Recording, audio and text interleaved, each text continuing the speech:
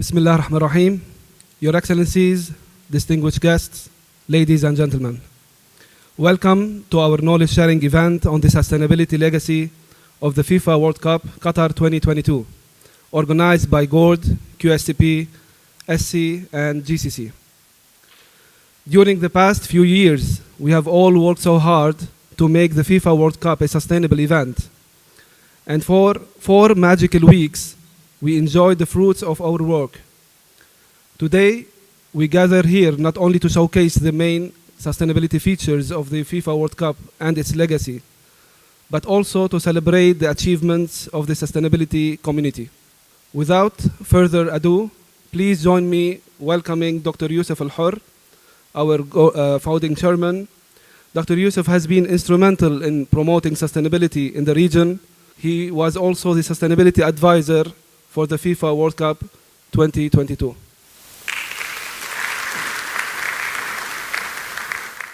بسم الله الرحمن الرحيم الحمد لله رب العالمين والصلاة والسلام على أشرف المرسلين وعلى آله وصحبه أجمعين. Good morning, ladies and gentlemen. It is with great pleasure that I welcome you all to this event, celebrating the sustainability legacy of the FIFA World Cup Qatar 2022. Sports events leave a massive impact on the environment. While they attract millions of spectators, resulting in increased resource consumption, they also present a unique opportunity to address climate change and inspire communities at large. Working in line with the country's national strategy to achieve sustainable development, GORD and the Supreme Committee for Delivery and Legacy have worked hand in hand on multiple fronts, from the time of the bid book preparation in 2009 through the preparation and execution to the post-tournament era in 2022 right now. Our key areas of collaboration included the development of the host country sustainability strategy, GSAS Green Buildings certification of the World Cup venues, carbon neutrality of the tournament, capacity building and research and development. Dear guests, allow me please to shed some lights on the main legacy harvests of this remarkable 14-year-long journey. In 2016, FIFA thankfully approved GORD's Global Sustainability Assessment System, GSAS, as the green building system to assess the environmental performance of stadiums. This endorsement came 7 years after Qatar's bid book voluntary commitment on this regard. From the very start, GORD recommended the use of GSAS, previously known as a QSAS, and advised for its inclusion in the bid book. From design through construction to operations, Qatar's stadium achieved outstanding GSAS ratings of 4 and mostly 5 stars. As far as GSAS is concerned, it is now the fastest growing green buildings rating system in the Gulf region, with more than 2,000 registered projects.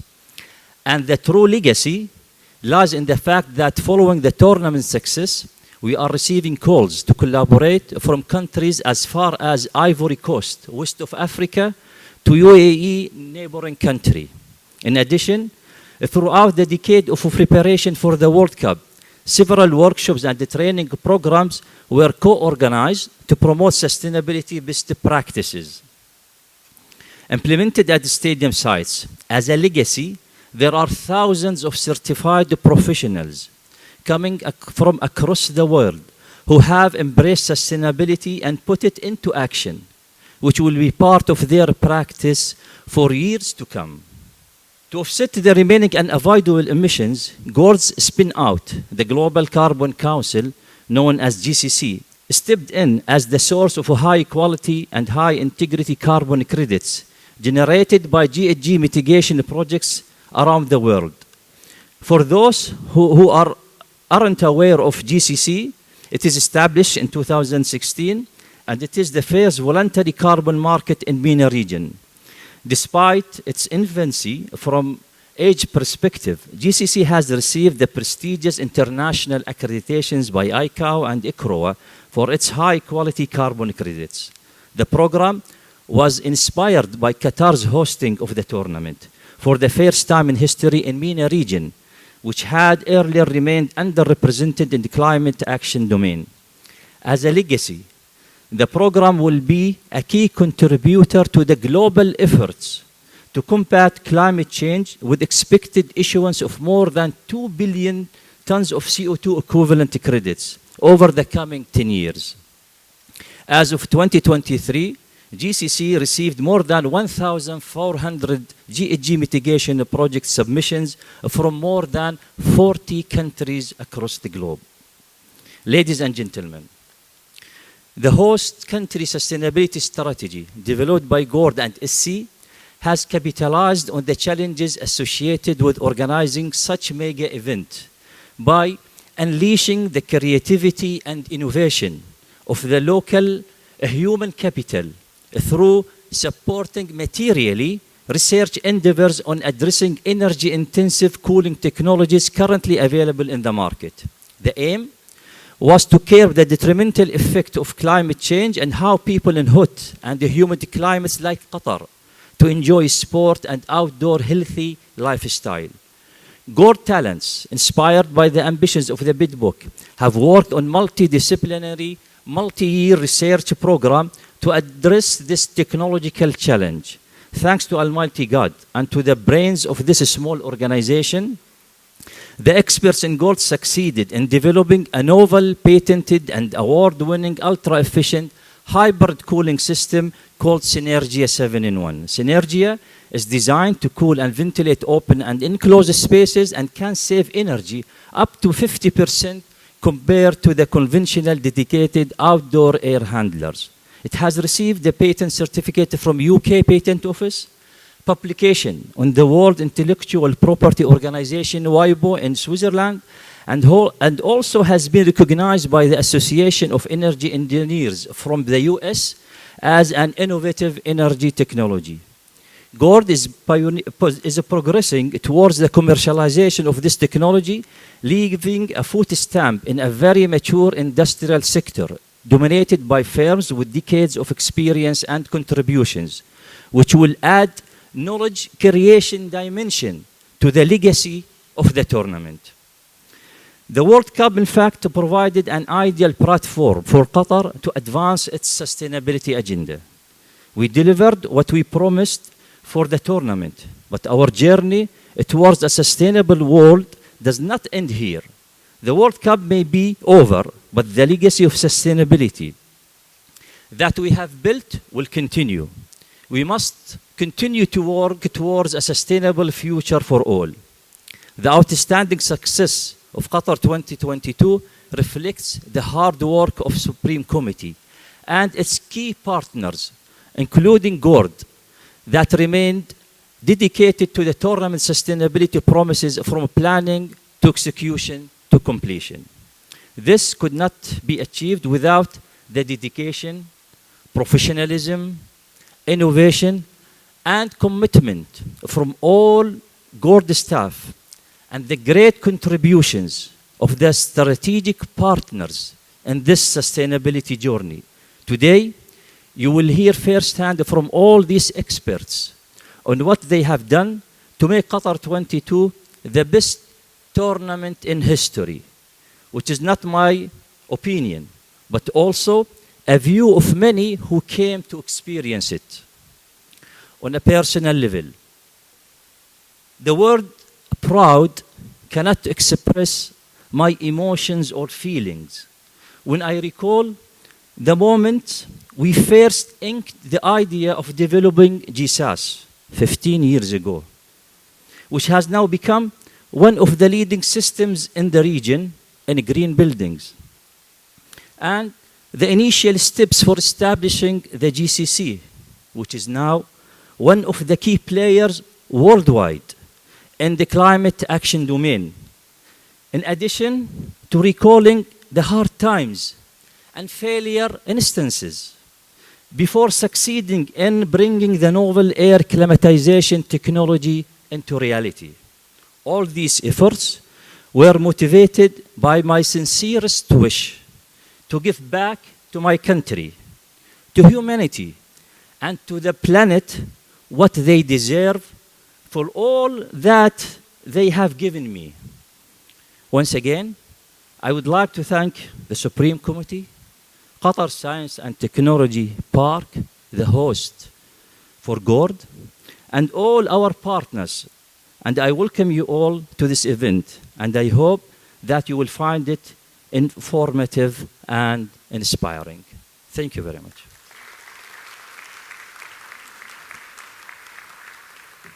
We also have with us Engineer Budur Al-Mir, Sustainability Executive Director at Supreme Committee for Delivery and Legacy. Engineer Budur has been a leading force behind the sustainable delivery of the FIFA World Cup.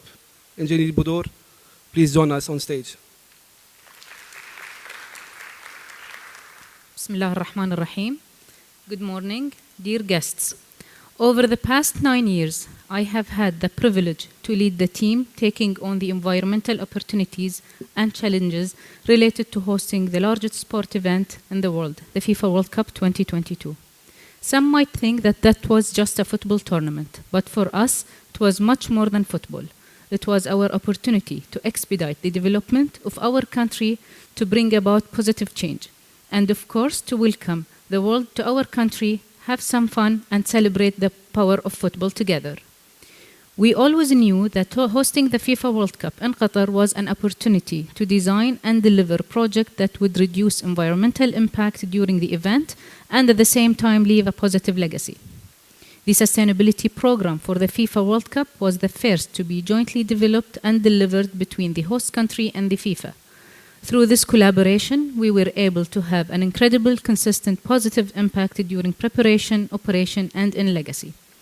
The program is fully aligned with the Qatar National Vision 2030 and the United Nations Sustainable Development Goals, and cover 5 pillars: social, human, economic, governance, and environmental. We have delivered over 70 projects across 22 objectives to provide a sustainable FIFA World Cup. We are currently working hard to prepare our third-party assured sustainability report, which we will publish together with FIFA in the coming months.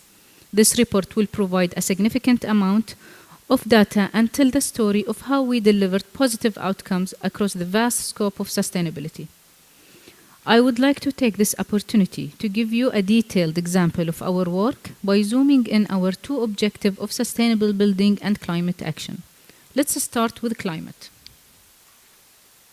Hosting the FIFA World Cup is an absolutely huge job with a complex profile of climate impact and opportunities for climate action. Let me give some highlights of our climate actions. All fans, workforce, and media traveled for free on public transportation. Public transportation included the amazing Doha Metro, coupled with a bus fleet, which includes 750 fully electric buses. The 800 megawatt Al Kharsa'a solar power plant was inaugurated just before the World Cup. We recycled nearly 80% of waste from construction of stadiums and event time operations. These mitigation efforts were made possible through close collaboration with all relevant stakeholders. While these projects reduced the carbon footprint of the FIFA World Cup, they will also deliver saving from the future and contribute to a future low-carbon economy in Qatar. For example, the electric buses are now serving the public transit system, and the solar power plant is producing clean energy for Qatar National Grid. Further to mitigation, measurement and verification methodologies are essential to any climate action program. We are currently finalizing our ex-post carbon inventory for the event. This study will complement the ex-ante study which we did in 2019, and that has been our reference point to date. One of the largest contributors to the carbon footprint of the FIFA World Cup is emission from traveling fans and media, including flights and accommodation. The very nature of this global event will, of course, generate this type of emission. Some emissions are simply unavoidable. We remain committed to voluntarily offset all unavoidable emissions. We wanted to encourage local action and legacy through our offsetting program too. This is why more than half of the offsets that will be used come from 2 projects in Qatar, and we are also pleased to have one project from Oman in our portfolio. Further to the offset project themselves, and given that we had quite a few years to prepare for the World Cup, we saw an opportunity to support the creation of the new institution in Qatar. As World Cup organizers, we supported the establishment of the Global Carbon Council, GCC. In the next few months, we will complete the ex-post greenhouse gas inventory, and we will have further details about our offsetting project to explain how we will reach our goal of carbon neutral FIFA World Cup. Next, for sustainability buildings. At the start of the project, we had an amazing and very unique opportunity ahead of us. First was to design, build, and ultimately operate 8 spectacular buildings that would be on TVs in every corner of the world and visited by people from all over the globe, the FIFA World Cup stadiums. This was an opportunity to innovate, to build legacy, celebrate our culture, and to be sustainable. The innovative design is exemplified by the completely demountable Stadium 974 and the smart and efficient cooling system, both world firsts. The legacy is already in action, with the stadiums attracting big events such as Asian Cup and Asian Games, but also a community level with local residents enjoying the new parks around the stadiums. The architecture of the stadiums celebrates our local culture, with the 2 most striking examples being Al Bayt Stadium, which resembles our traditional tent, and the Thumama Stadium, that is a mega version of the Gahfiya. Through the sustainability program for the stadium, we were able to create buildings that are 30 to 40% more water and energy efficient than international baselines. Our sustainability efforts in the stadium were assessed in details by GORD against the GSAS standard. The GSAS inspectors carried out nearly 100 site audits across our program. Following this, we were proud to have achieved GSAS certification for the design, construction, and operational stages for the stadiums. The GSAS certifications are a result of a huge effort by all involved, and while I am grateful that the certificates were issued to us, at the SC, I would like to sincerely thank all who were involved with these projects and their GSAS certifications. To conclude, this has been an amazing World Cup with a lot of firsts, huge legacy benefits, and with memories to last for a lifetime. I believe the World Cup has driven positive change in our country, and I am excited to see how we capitalize on this positive momentum and continue to deliver sustainable and environmental projects in the future. Thank you.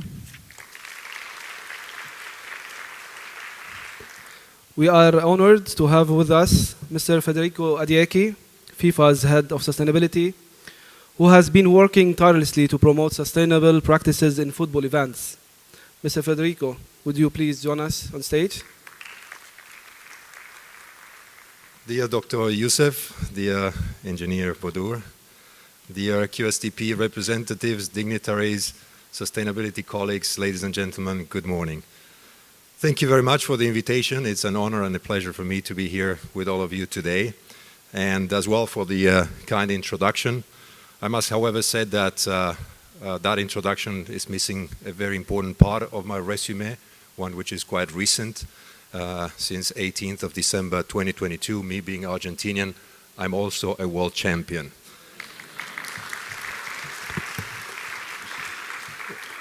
When preparing yesterday for the words that I would share with you today about our work, I had originally thought of listing a number of initiatives and that the FIFA, Q22 and the Supreme Committee implemented as part of delivery of our joint sustainability strategy.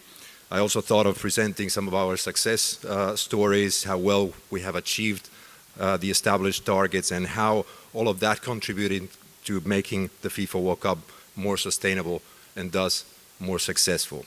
I then immediately realized that I would speak after Dr. Youssef, after Engineer Bodur, and that after me there will be a video on sustainability, and my colleagues Jose, Talar, and Orian will also speak about it.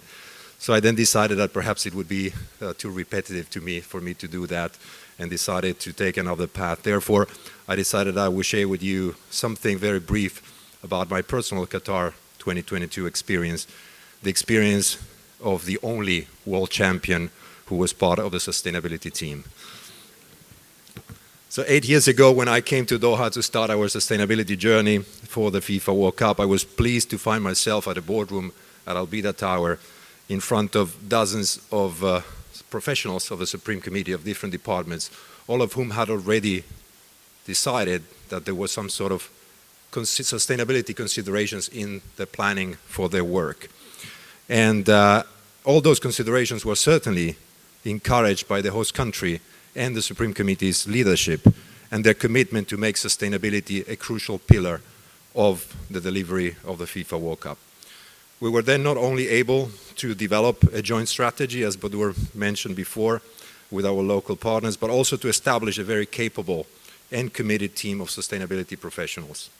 I'm really proud of that team and of the results of our work, and I believe that while policies, strategies, procedures, systems, and standards are very important for the management of a sustainability of any project, people are the ones who make really a difference and play a key role as part of a team.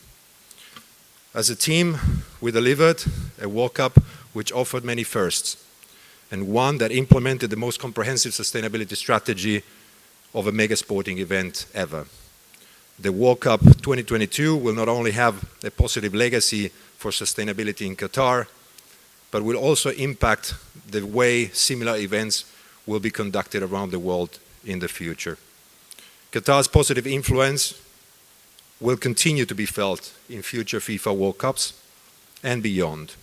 And that again is thanks to the skills, professionalism, commitment and passion of people like Bodur, Orion, Talar, Lakshmi, Jassim, Farah, Maya, Jose, Mo, Gaia, Denise, Leandra, Erin, Margarita, Smita, Madeleine, Sarah, Christian, Paula, Amanda, Andreas, Hala, and many more that were part of our team and will be in our hearts forever. You are, to our joint sustainability team, what Messi, Di Maria, Martinez, or De Paul are to the best team in the world. And thanks also to you, Dr. Youssef, and to the GORD team for your contributions to our joint efforts to make the FIFA World Cup more sustainable and for being at the forefront of sustainability stewardship in Qatar and in the region.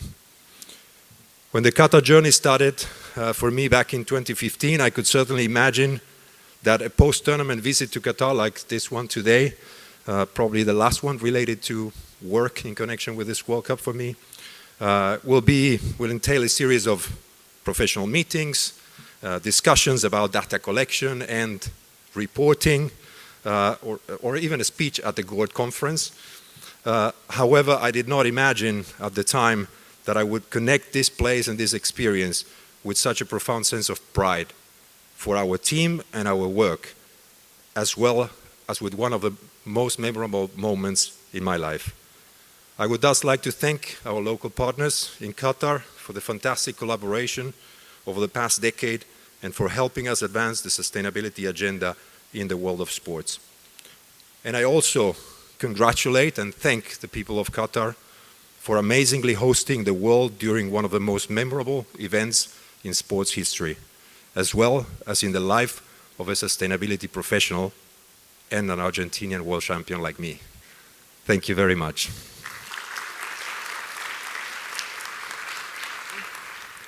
We will now begin our first panel discussion on sustainability of Qatar 2022.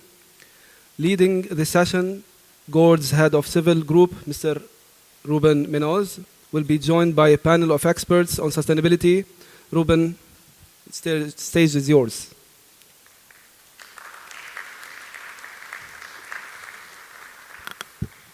Thank you, Habibi.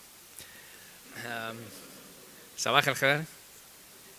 Good morning, ladies and gentlemen. Thank you very much for joining us today in this knowledge sharing session that is also a celebration of a good work achieved. We're going to initiate the first panel, which is the sustainability in the FIFA World Cup, with a short video about how was the implementation. Please. The trophy is passed into the hands, and in 2022, the world champions.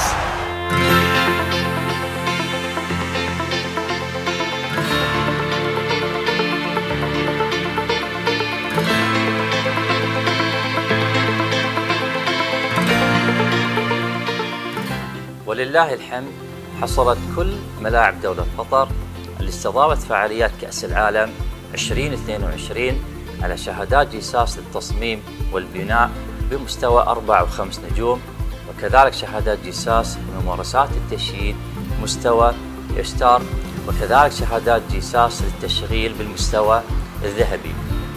وهذا يعني الالتزام بأعلى معايير الاستدامة البيئية اللي تندرج تحت 8 محاور رئيسية وأكثر من 50 معيار فرعي خاصة بكفاءة استهلاك الطاقة وكفاءة استهلاك المياه واستخدام المواد الخضراء الصديقة للبيئة وتصميم الموقع من ناحية الاستدامة البيئية.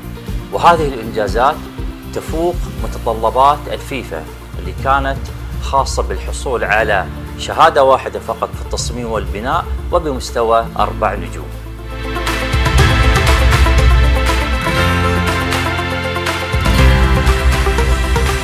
ولله الحمد كان للمنظمة الخليجية للبحث والتطوير GORD شرف المساهمة في مشوار المونديال منذ البدء في إعداد ملف البطولة البيت-بوك في العام 2009 ولغاية موعد إقامة البطولة في العام 2022، وبذلك تصبح شهادات جيساس علامة الاستدامة البيئية لكل ملاعب المونديال في قطر، النسخة الأفضل في تاريخ بطولات كأس العالم كما أشار إلى ذلك السيد جياني إنفانتينو رئيس الفيفا.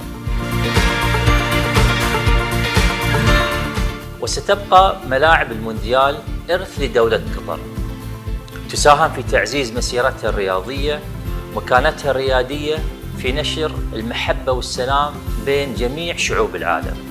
هذه قصة نجاح راح تحكيها الأجيال جيل بعد جيل في عهد قائدنا الملهم سمو الشيخ تميم بن حمد آل ثاني حفظه الله ورعاه.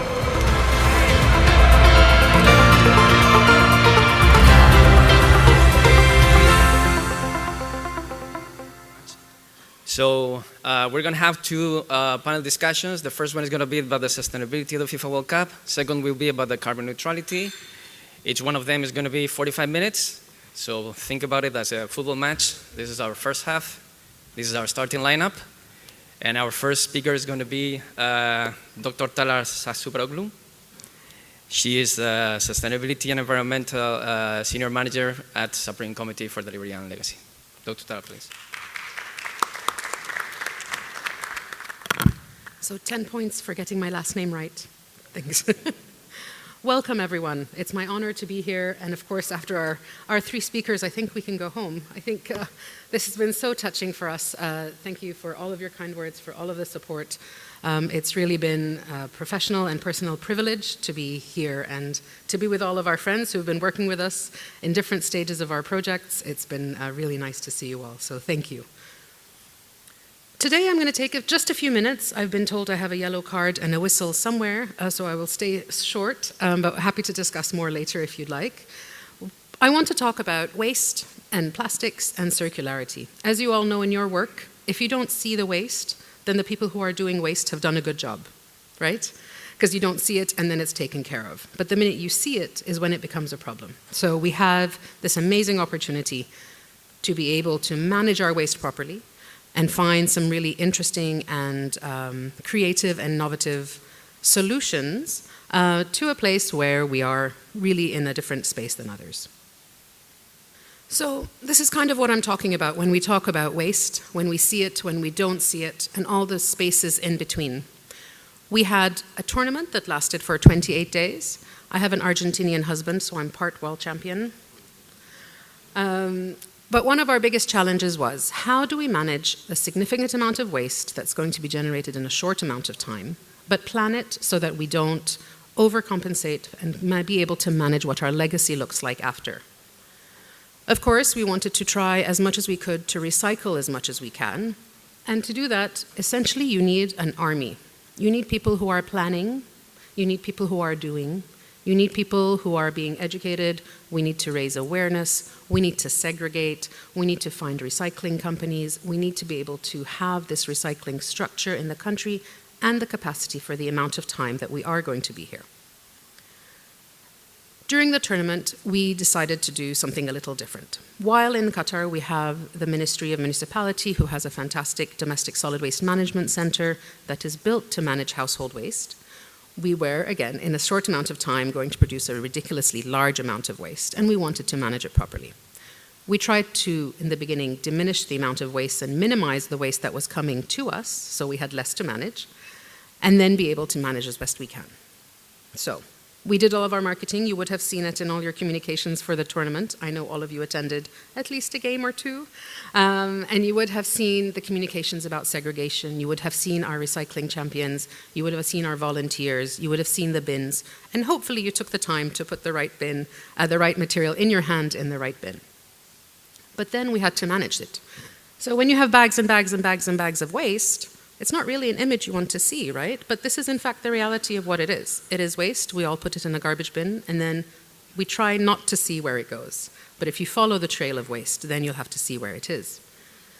And so it's pictures of people being able to segregate. We had an army of sustainability heroes, in total about 600 team members, who segregated the waste for us in our stadiums to be able to recycle as much as we could.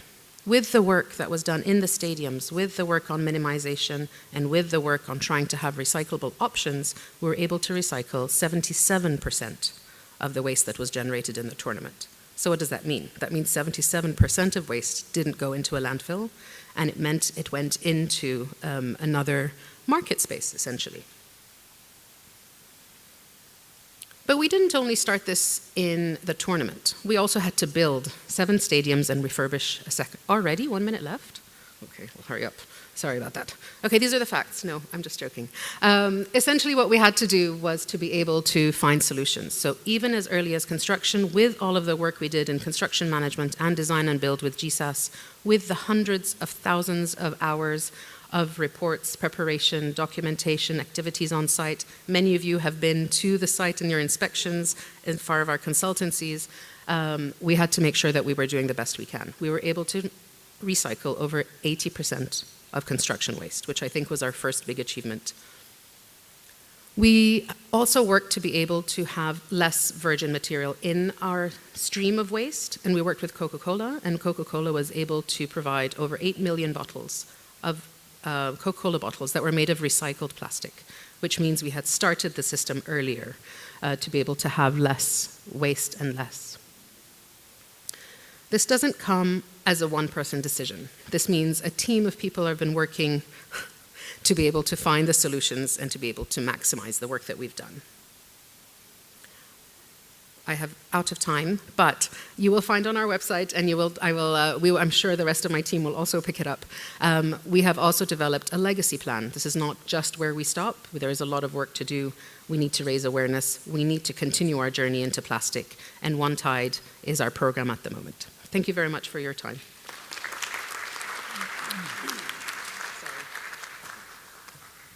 Thank you very much, Dr. Taylor, and congratulations for a job very well done, honestly. Our second speaker today is Mr. José Rotana. He is the Sustainability Director for the FIFA World Cup Qatar 2022. So please welcome Mr. Rotana. Mr. Rotana. Actually, no points for Ruben for getting my name right, because he's one of the only few people here that could get it right. Talar, I would have really liked to donate some minutes to you, actually, because, I mean, the story of waste management and circularity is really an amazing one, and congratulations for everybody that got involved. Thank you so much for the invite today. I thought I would honor Federico by repeating again also the picture of the world champions, because, I mean, this is really about a championship story. We have heard quite a lot about the World Cup already, so I thought I would tell you a little bit more about little-known facts, those little nuggets that not many people are aware of in terms of the sustainability of the World Cup. Did you actually know that it took us 12 months to develop the sustainability strategy? And one of the things that we did during that period of time is consult quite a lot with all the people that get impacted. One of the most important tasks of sustainability is talking to those people that get impacted by positively or negatively by the work that you do. We actually carried out 2 surveys as well as many interviews with sustainability stakeholders to produce that particular strategy. We have also heard that we were the first World Cup to be ISO 20121 certified. And this is a great source of pride for us. However, that meant that we had to go through more than 40 different audits and inspections at the most crucial moments where we were actually delivering the tournaments, the FIFA Arab Cup and the FIFA World Cup. So at the same time as we were running a team of more than 35 sustainability professionals, working with hundreds of contractors and hundreds of volunteers, we also had to entertain our auditor actually here and take her around, answer questions, not only us, but other functional areas as well. Some of you have heard about the Sustainable Sourcing Code. The code is actually a way that we ensure sustainability in our supply chains. However, the most important thing for us is that we have managed to implement the Sustainable Sourcing Code, so ensure that it is implemented in 93% of our high-risk suppliers. We carried out more than 300 audits, social and environmental, as well as helped to improve the performance of more than 50% of our suppliers in terms of sustainability requirements. Another area that I think some of you have alluded to already is about our sustainability report. How many of you have actually seen our sustainability reporting online site? Okay, some people seem to be a little bit dubious or not about raising their hand. So this is the first World Cup that has an online reporting site. It's not just a standalone document. It's actually a site that we continue to update all the time. We're actually going to finish the publication of it in June this year, inshallah. And it is going to have information about more than the 80 projects that were mentioned before, but also more than 100 pages, web pages of information talking about all the facts and figures of sustainability. So this generates a huge amount of transparency and accountability about our program. We had a target of training 75,000 people on sustainability-related topics. I'm glad to say that we actually went above our target. We actually managed to reach 130,000 people, including on topics of recycling, topics of accessibility, human rights, anti-discrimination, and also health protection. So this included volunteers, included security staff, included also contractors as well. There are 2 points here that I want to mention about accessibility. Oh, no worries, I remember them. So I don't know if you know this, but actually 96% of the tickets, the accessibility tickets for disabled people or people with limited mobility were sold. Many people challenged us, why do we need to make the stadiums accessible and everything? Well, actually, they were used, and they were used heavily. And not only that, people were very happy with the infrastructure. We surveyed more than 3,000 people with disabilities and accessible ticket holders, and they told us that they were happy with the infrastructure and the services to a level of 4.5 out of 5 satisfaction rate. I don't remember the rest. Well, I think I do, actually. So the other point that I want to highlight is in relation to air quality. If you were not just looking at the football and you were looking up in the size, you may have seen a few air quality sensors. We actually monitored air quality to protect the health of spectators in 24 locations across all the 80 stadiums and also across all the 64 matches. And finally, post-tournament asset use. There are many assets that were left after the World Cup. You may be wondering, what are we going to do with them? Well, one thing that has happened recently is that we have donated to Turkey and to Syria after the earthquake more than $100,000 worth of equipment that was left after the World Cup. Included lights, included clothing, included batteries, included also first aid equipment, and many other things that they found helpful. So we are very happy as well that we have been able to donate some of those articles to them, and I'm sure they are being used now. So a few unknown, not very known facts. Hopefully you're going to see also sustainability in a different light as a result of this. Thank you. Okay, our third speaker today is Mr. Ibrahim Jaida.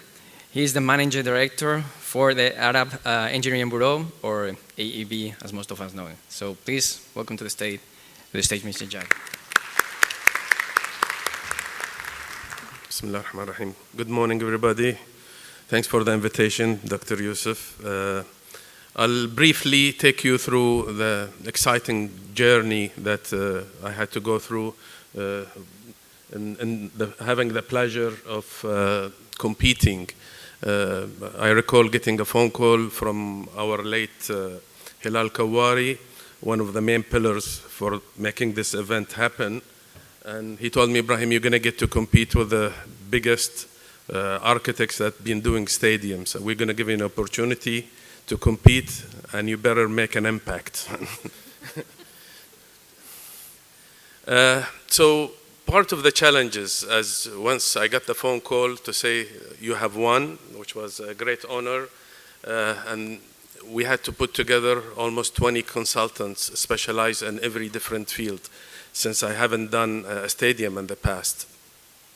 From FIFA compliance to even the grass, had a consultant to make sure that we have enough sun to make the grass grow naturally, and the list goes on and on and on. But one of the important challenges was, how do you make this monster a sustainable building that saves energy? At the same time, you're going to be blowing some air conditioning. So how do you balance all of this thing?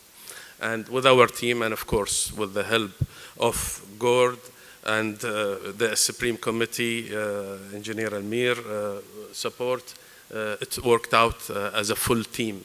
And the scoring, and going through the scoring process, it was quite interesting because each element had its own challenges, and our engineers had to work closely to score enough points, and to reach 5-star was a big accomplishment for us.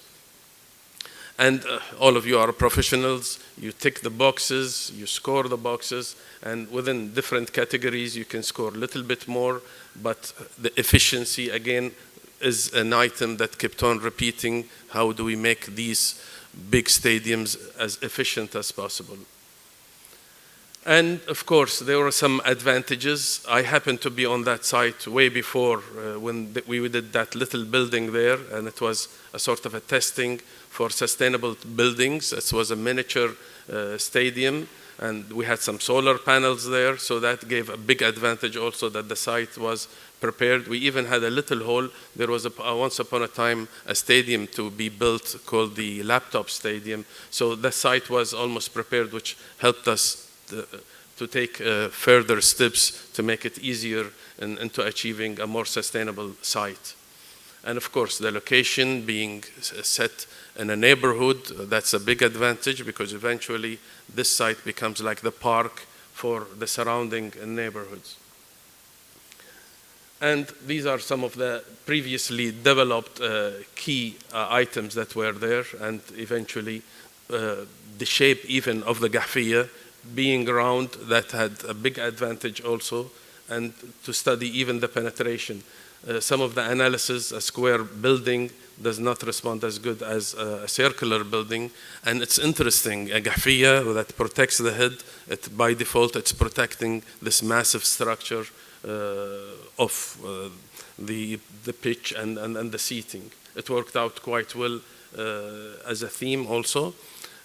Even while we were studying with a facade consultant, of course, how do we make these patterns don't look funny, that it's a fake Gahfiya? So you got the challenge of this massive scale to put together, yet it still should look like a Gahfiya. And all these patterns, as we were designing, even the cables, the steel cables that was holding this facade went with the grid of the Gahfiya. So as you light it, it worked out quite well. Of course, the consumption of water was reduced to 30%, which was, again, a good achievement. And we're recycling water also for the irrigation system. And that's an example how we started putting the facade. and seeing how the structure would even respond to this facade, even the penetration in the facade, the cooling system, how the air would flow, we had to study. And of course, all the steel structure is recyclable at the end of the day. Internally, I try to reflect the same theming from the out to the in. This is the VVIP. I even suggested to put a little museum for celebrating the head covers, the gahfiyas of all the world. So we had from a cowboy hat all the way to different styles of hats from Asia and different parts of the world, which was very exciting. And I had the honor during the opening, during His Highness's World Cup, to receive His Highness and to show him that part of the Gahfiya celebration. But you see the patterns were used and the comfort that has been created in terms of acoustics, even the lighting was, we had to study in details. And of course, culturally, I love that at the beginning when the GORD scoring came and Dr. Yusuf was explaining to me that you get even for cultural things. So I celebrate this in all my buildings to try to get the maximum points, and you cannot be more cultural than a Gahfiya. And of course, the patterns went on since I got already the red light, the red card, and management and operation, and thank you so much. Okay, our next speaker is going to be myself. I have already been introduced, I get just straight to it. So we could have please the presentation. We have been already discussing about the design of the stadiums. So the next step after the design is the construction, and this is what we're going to look into in this presentation.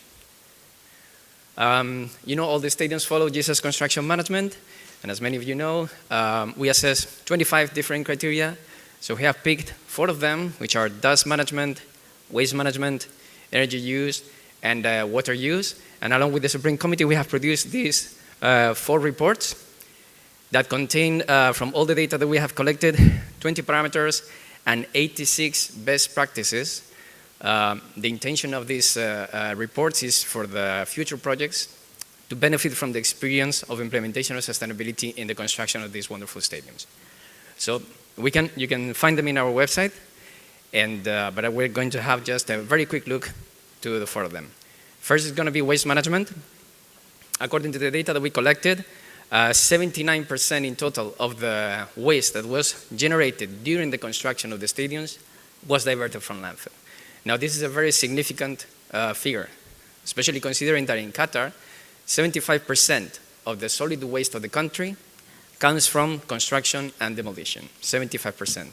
So imagine if all the projects in Qatar follow GSS construction management, and they did as successfully as the stadiums did, then you would end up with 59% of the solid waste of the country being diverted from landfill, which is saying something.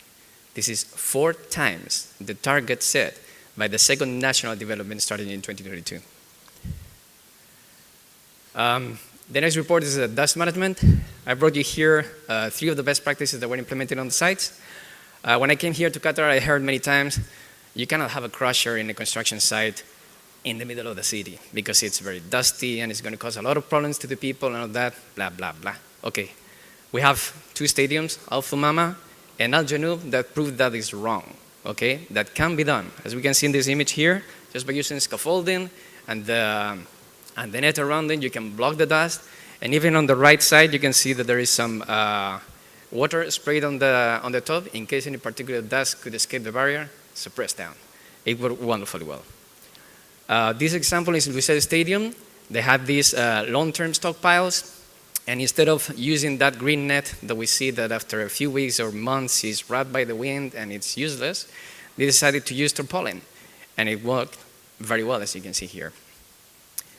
And of course, we had to use a lot of water to suppress the dust, which is one of the problems that you want to tackle here in Qatar, obviously. I'll come back to this when we talk about the water report. About the energy use report, one of the best practices that was done in the stadiums, they used existing buildings for site offices anytime they could, okay? And this resulted in a lot of energy saving. According to our data, the porta cabins used 233 kilowatt hours per square meter per annum. However, in the 16 buildings, it was 63%, so 37% saving. Another measure that was implemented is the installation of LED lights in the stadiums for construction. As you know, they only use 25% of normal halide lights. And this chart here, this represents the effort that was made by the projects. At the beginning in 2017, 36% of the lights installed were LEDs. But in 3 years' time, this figure doubled. It came to 77% in 2020, which was a huge effort from the projects. And the third one, air conditioning. According to the data that we collected, 61% of the energy used in the temporary buildings was for air conditioning. So the installation of very efficient equipment, as you can see in this photo, was paramount, and it was done. Last but not least, the water use report. As we mentioned, for dust suppression and all other activities where non-potable water can be used according to the standards, it was used. We got it supplied from treated sewage effluent, TSE, and for stadiums 974 and Education City, we had water also from the dewatering activities. So we used all that water, and we saved over 1 million cubic meters of potable water. Now you can say, oh, that's a lot of water. It is, indeed. It is enough water to fill up to the rim Al Janoub Stadium. It is a lot of water. And as you all know, potable water in Qatar comes from the desalination of the seawater. That's a very carbon-intense activity. So over 12,000 tons of CO2 emissions were mitigated thanks to this as well. And that's it. I hope that you go to our website, read the reports, and make good use of them. Thank you very much. Okay, I'm going to pass the ball now, following with the football terminology, to my colleague, Zaki Mohammed. He is the Director of Sustainability in GORD Advisory. So please welcome to the stage, Mr. Zaki.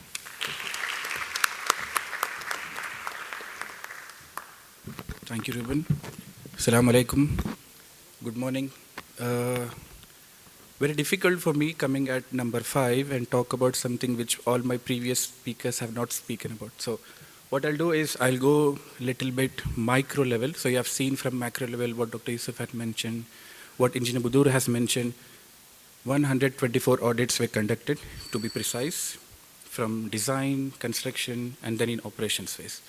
And now I'll talk about specifically energy and water, because from GSA's point of view, energy and water combined is covering more than 40% of the total weight. So it has a big impact, and how and what was done with the energy and water specifically to the stadiums. So we have Qatar National Vision 2030, which states 25% energy reduction. Okay, but the stadiums have been designed, constructed, and now are operating with more than 40% energy consumption, energy conservation compared to an international baseline. So if you see here, the baseline here is for all, this is all combined, because if I go one by one, it will be too much, and I have only 5 minutes. So the baseline was 16 million, approximately, kilowatt hours, and the GSAS benchmark was 30% better, around 27% better than the international baseline, which is based on ASHRAE 90.1. But the stadiums have been almost half, I can say. So it's like, to be precise, 43% better than international benchmarks. Okay, and if we go per seat, so how to, arrive at an average where we can, see how the energy consumption is. So going with the FIFA standard and the various seats, so each energy consumption we have divided per usage, per seat. So you can see, as per the baseline of ASHRAE 90.1 2010, it was supposed to be 0.33 megawatt hours per square meter per year. But again, we have gone down 43%, okay, and we have achieved 0.19 on an average for all stadiums combined. Okay, and this was possible, of course, with, Supreme Committee and various consultants like AEB and various other, supervision and GSAS consultants working. They have pushed the boundary.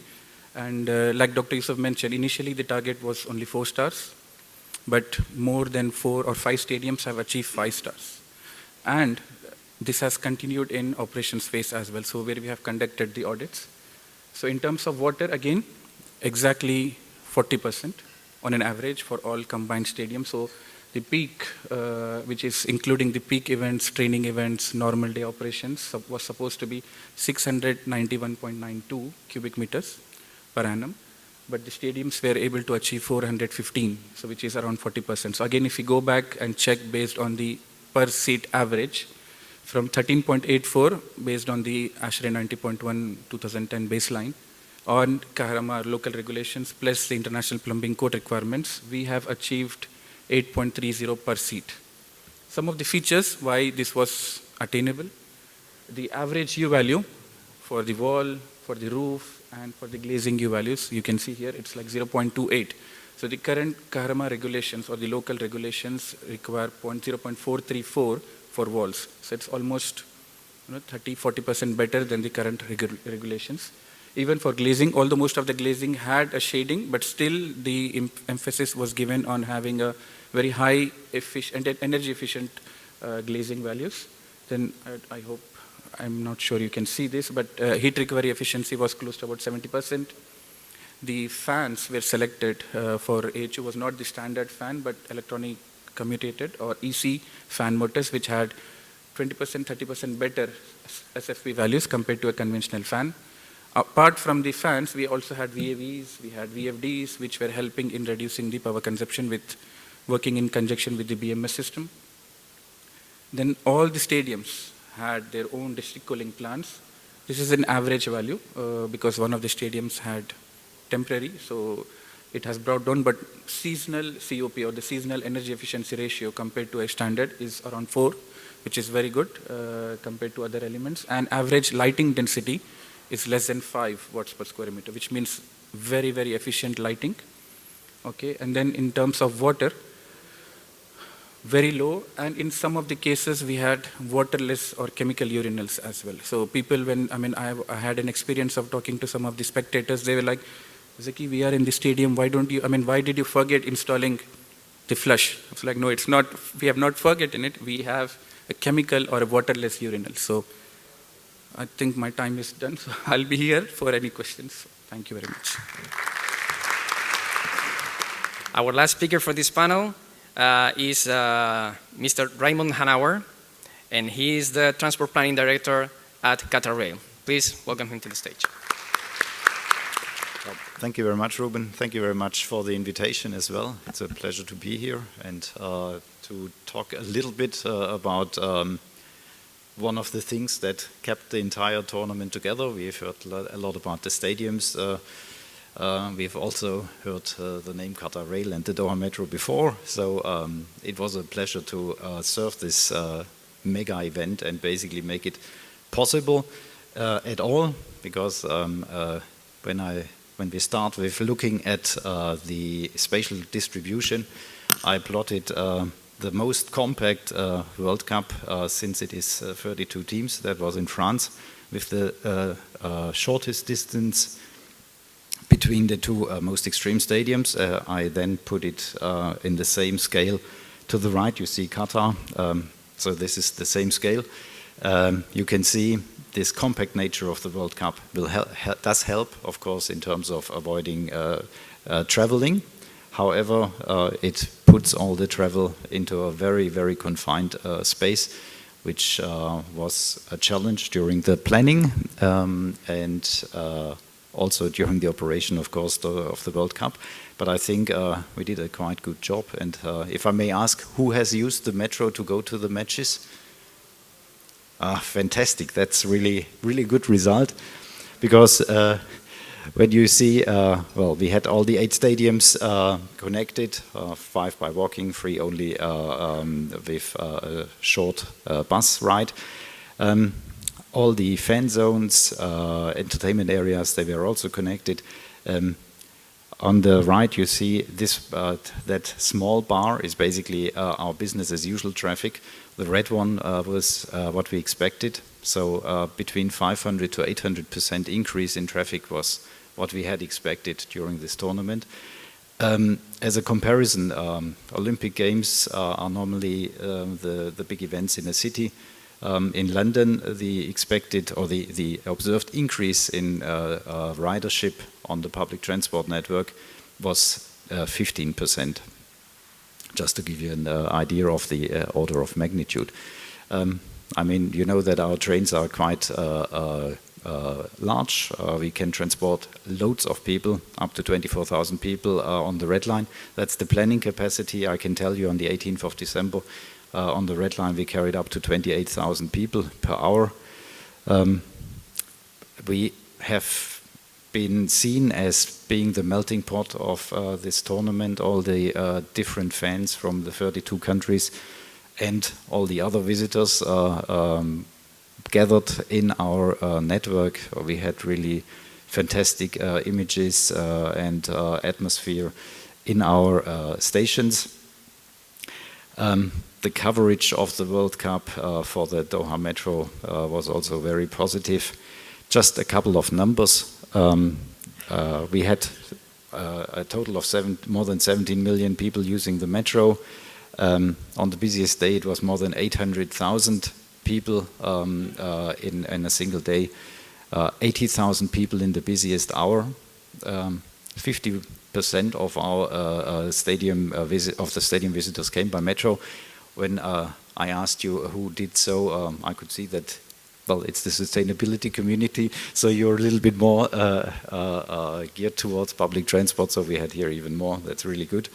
The passenger kilometers, which is an important value also to measure basically the impact of our network on sustainability. It's 204 million passenger kilometers. That's much further than from here to the sun. 120,000 car trips on average have been avoided basically with the Doha Metro, which is equivalent to about 8,500 tons of CO2. Well, I think that this event is also about the legacy.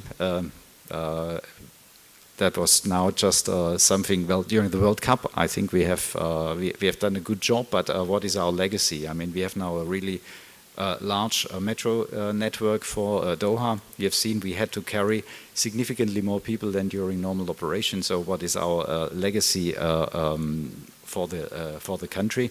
And well, if I apply the same methodology again, you can see, well, currently we are at around 160,000 people per day using the metro.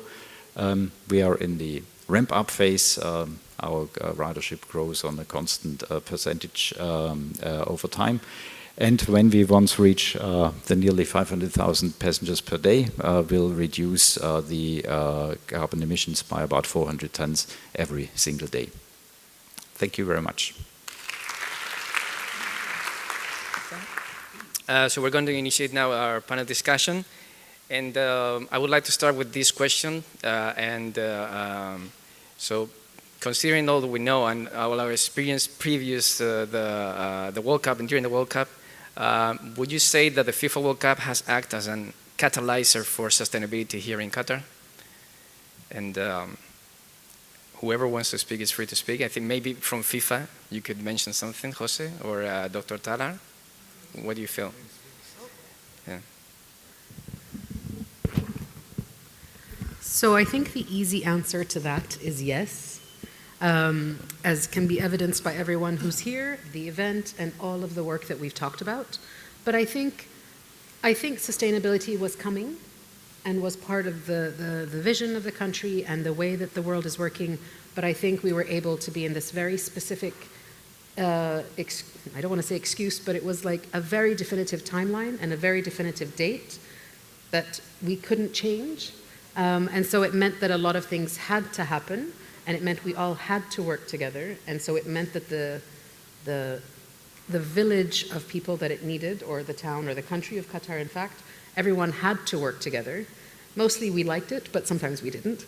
But it was about building those relationships and making it work. And I think if we didn't have such a finite timeline, it would have just taken a little bit longer.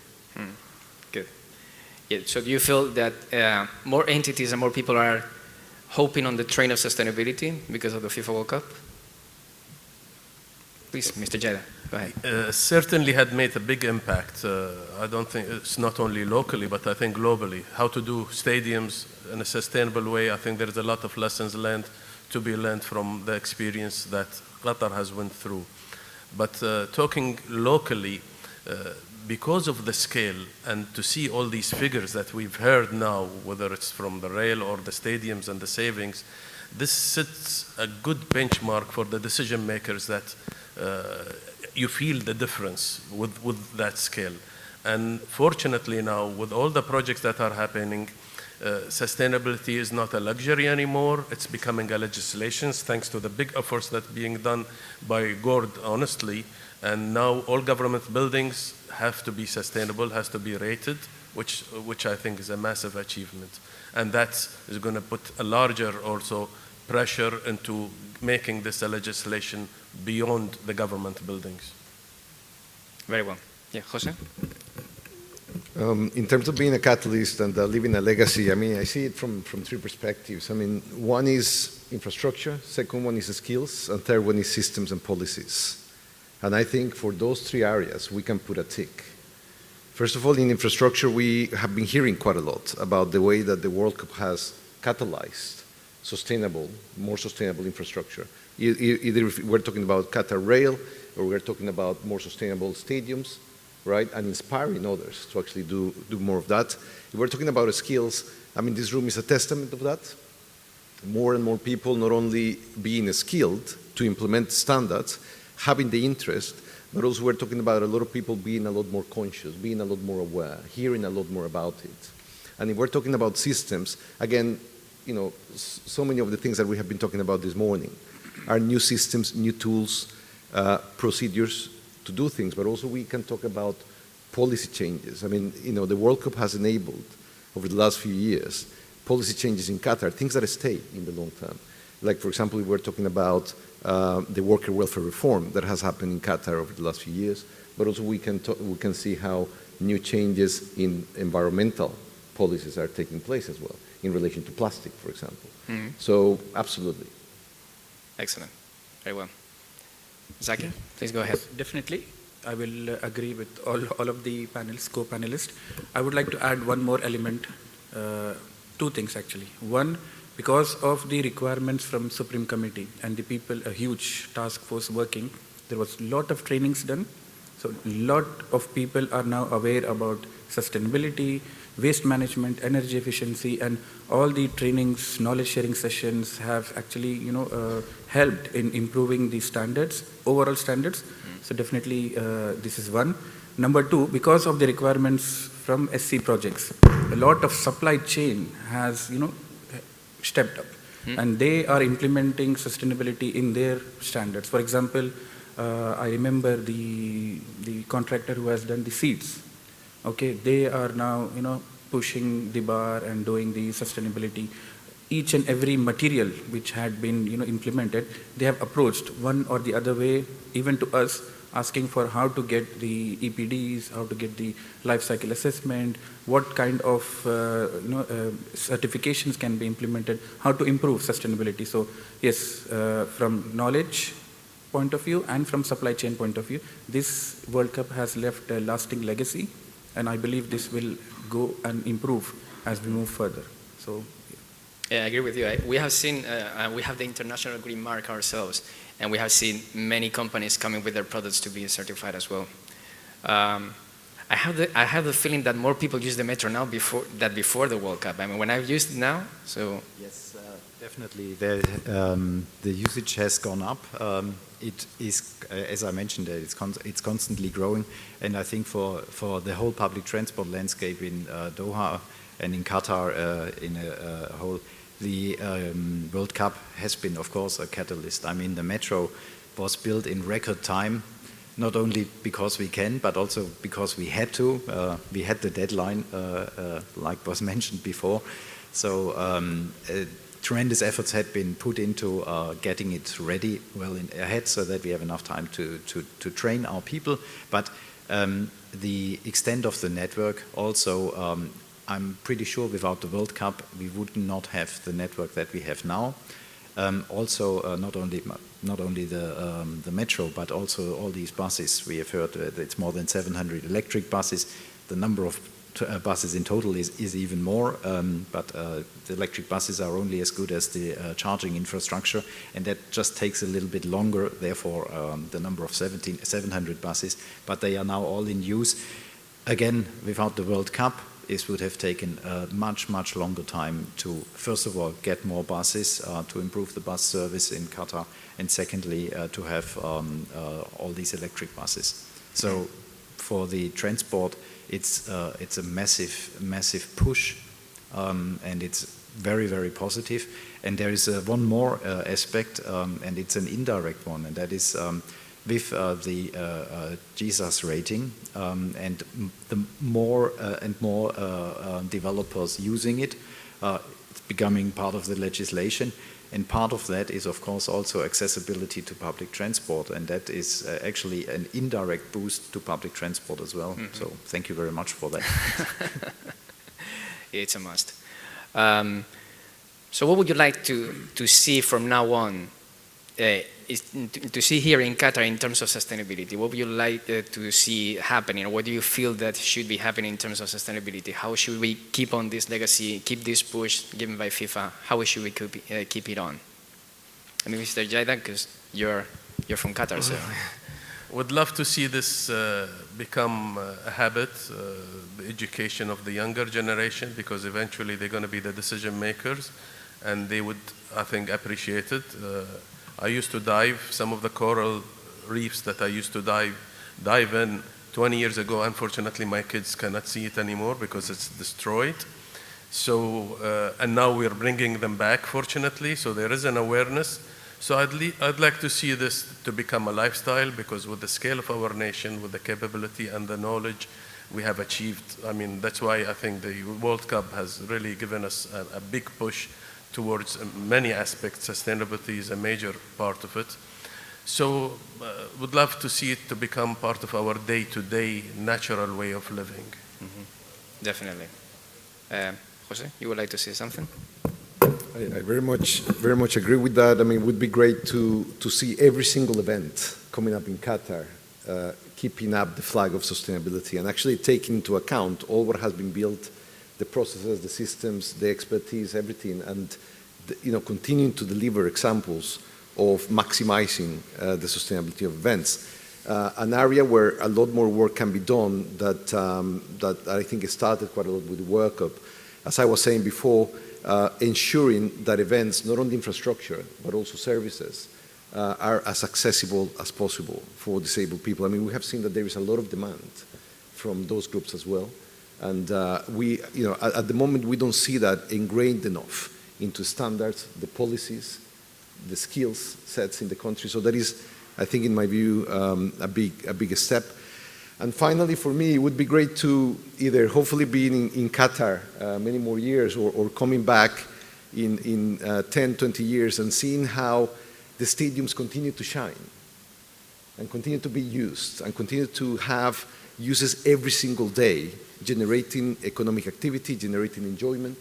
So for sure, ensuring that they will continue to be beacons of sustainability and entertainment for generations to come. Mm-hmm. Very well, thank you very much. I'll just add one point in terms of continuing. This is already happening, I can say. Okay. Correct. We have not yet completed 1 year, but there is a lot of requirements, specifically if I'm talking from green building certification point of view. So this is not a regulation currently, but still voluntarily a lot of organizations, a lot of ministries have approached, and not only government, even private sector, they want their buildings to be certified, they want to understand. So we have done assessment, and we have close to about 20 million square feet already assessed in terms of operational certification and operational performance. So yeah, it has started, and we believe this might continue as well. Inshallah. Inshallah. I'm afraid that we don't have much more time. We're done. You want to say something? No? Everything that they said, I think, is how it has to happen. Just that it has to be everybody's job. True. Once sustainability is one person's job, then it's very difficult to implement. So now that we know how to do it in all of our different jobs, I think keeping that going is Yeah, sustainability is a way to do things. It's a way to work, a way to live. It's everywhere. It should be everywhere. Okay, we don't have time for more. Thank you very much to all our speakers. I think it was a very interesting session. So please, let's give a round of applause to them as they leave room for the next panelists. And for the second half, which is the carbon neutrality, we're going to have a different referee, or moderator, sorry, which is going to be my dear colleague, Kishore Rajansa, who is the CEO for the Global Carbon Council. Please welcome Mr. Rajansa to the stage. Thank you, Ruben. As Ruben said, we are in the second half and we are limited time. I'll directly come to the topic of the day of this session, and that is about carbon neutrality. One figure which was really I caught from Qatar Rail was 400 tons per day was the emission footprint that was reduced. And if this continues for a year, we are talking about 150,000 tons a year, which is a very, very significant carbon reduction effort from Qatar. So without taking much time, I would say that carbon neutrality was a very integral part of the sustainability of the World Cup. And as you have seen that, and you have heard from our Supreme Committee speakers as well, that carbon offsetting was very much the part of the plan. Whatever is unavoided, which could not be mitigated by the efforts done by Qatari entities, was to be offset. And for that, Supreme Committee long time back supported the formation of GCC, and GORD took the initiative of forming the Global Carbon Council, which was the key offsetting platform, that time in Qatar, but now globally it is one of the very prominent carbon offsetting platform.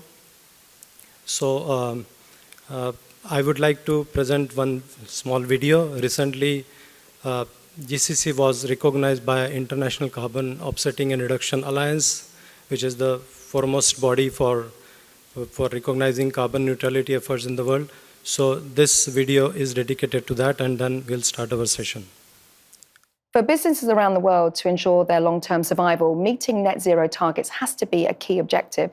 The Global Carbon Council facilitates the issuance of high-integrity global carbon offsets, which aids organizations to meet their goals.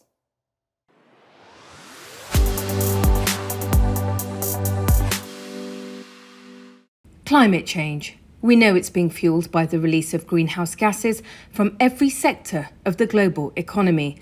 Yet despite the historic pledges made at the 2015 Paris Agreement, those emissions continue to climb.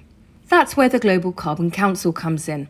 It's the first international organisation in the Middle East that helps governments and businesses reduce their carbon footprint by providing them with carbon credits. Dr. Yusuf Al-Hor is the founding chairman of the Global Carbon Council. He established the organisation in 2016, which has received nearly 1,500 projects from more than 40 countries. Governments on their own cannot meet the objectives of the Paris Agreement to reduce the rise of the temperature to 1.5 degrees centigrade.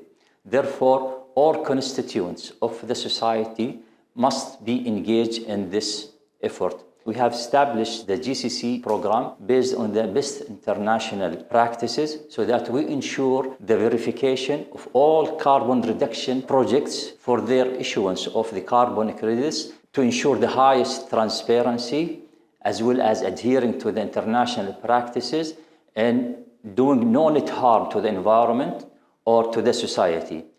One of those international projects includes the Nema water treatment plant in Oman. An innovative wetland solution has dramatically lowered the plant's power consumption and therefore their greenhouse gases, while providing an oasis in the middle of the Omani desert for plant and wildlife. The project submitted to the Global Carbon Council has helped lower the electricity consumption at the site by a staggering 98%. Kishore Rajhansa is the Chief Operating Officer at the GCC. He explained what being a stakeholder means for companies around the world. The project owners get benefited by catalyzing the climate finance for their projects. That enables them to implement the projects. It's a good contribution for the feasibility of the project as such. We are a CORSIA-approved program, which means carbon offsetting and reduction scheme for international aviation. The Civil International Aviation Organization has approved us, so it means that our credits are of the highest quality. And we are also approved under ICROA, which is International Carbon Reduction and Offsetting Alliance. In the first programme of its kind, Qatar's largest dairy producer, Baladna, approached the Global Carbon Council to raise carbon finance. They registered their project to reduce their carbon footprint by turning waste into compost. With Baladna, the composter project is called the methane abatement. So we reduce the amount of methane that we send to the atmosphere. And through Global Carbon Council, we have measured the impact of this initiative. At the same time, we have verified it through a third party to estimate the receipt of the carbon credit to reach to over 28,000 carbon credit per year. Global music sensation Akon has been touring the facility. The singer, songwriter and philanthropist wants to advance sustainability in Senegal. The work that's being done here is amazing, and I think it's a model for everyone to kind of look at. The development came through from the blockade, and it actually forced them to be self-sustained. Ultimately, it became, you could say, an advantage in so many different ways because it allowed them to tackle challenges that they had no choice but to tackle. And when you look at places like Africa, we're literally in that situation, just not officially. Many countries around the world, particularly in this region, don't feature predominantly on the global carbon markets. And that's what the Global Carbon Council is trying to change. Like Baladna, it's a homegrown Qatari initiative, and it's helping businesses and countries enhance and achieve their sustainability targets, making the world a cleaner and greener place to live.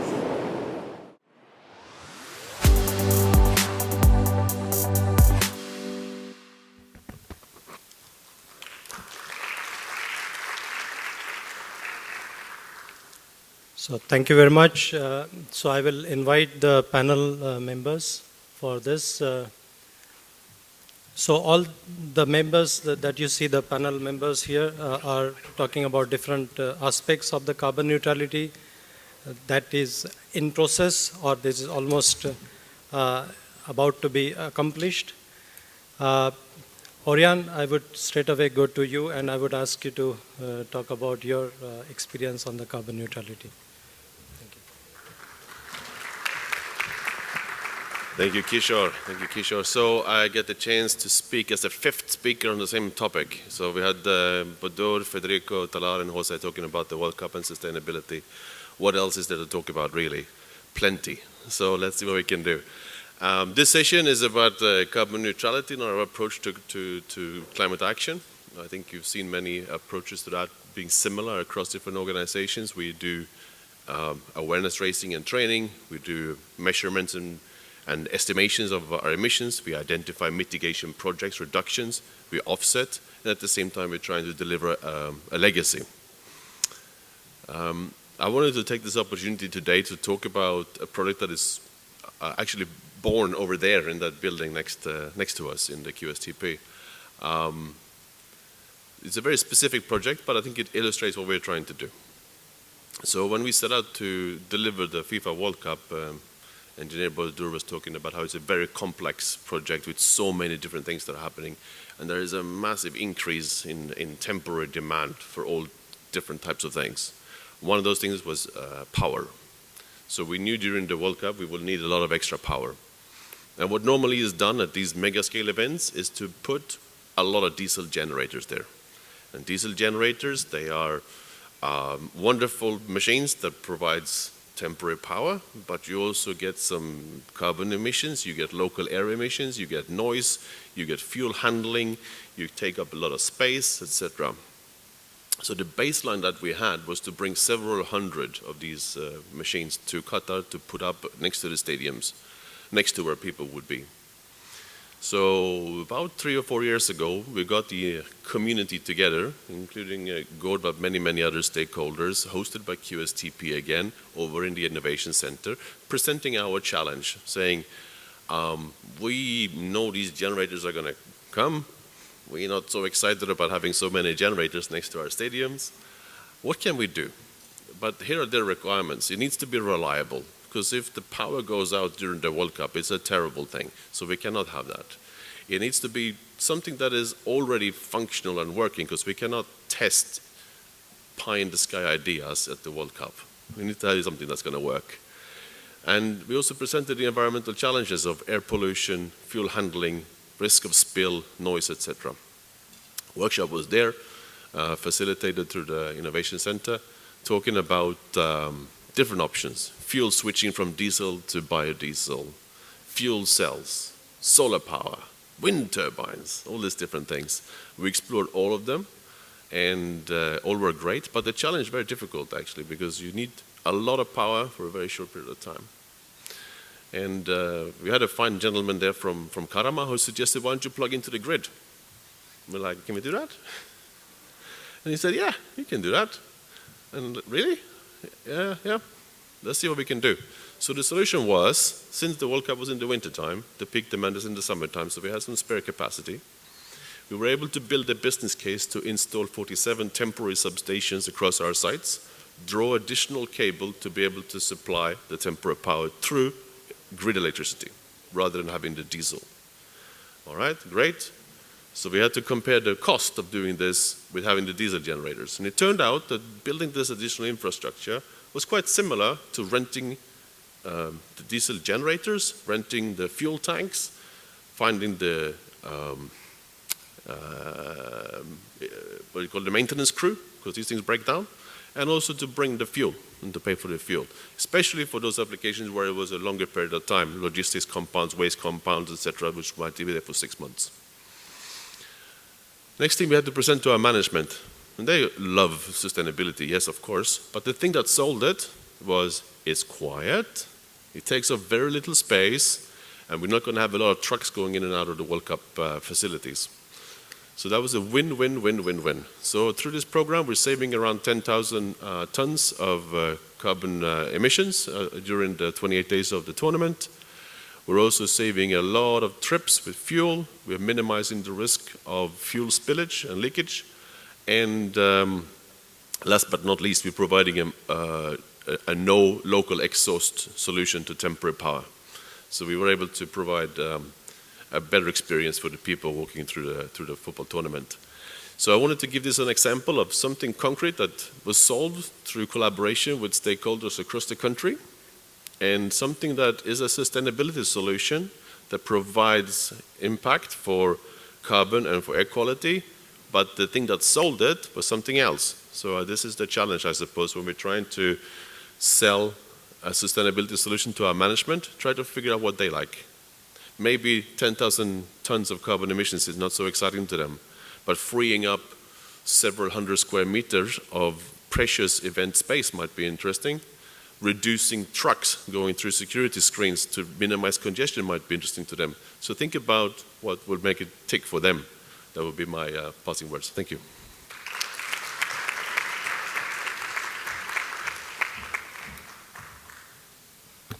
Thank you, Ran. So carbon neutrality has to be in your deep thinking. You have to think every day where I can reduce emissions, what I can do, and how I can offset the non-avoidable emissions. So I bring the next speaker here, Mr. Hemant Nandan Pawar. He is the Senior Director at GORD, and GORD has supported in the Supreme Committee in a big way to provide advice on the best practices, how to offset the emissions. So I'll ask Hemant to present the projects which are going to contribute to offsetting purposes.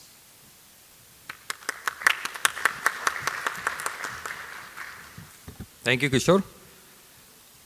Assalamu alaikum and good morning.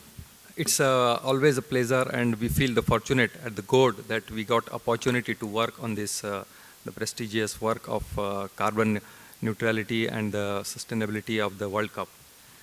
So our association started as way back, and then we started working on with the Supreme Committee.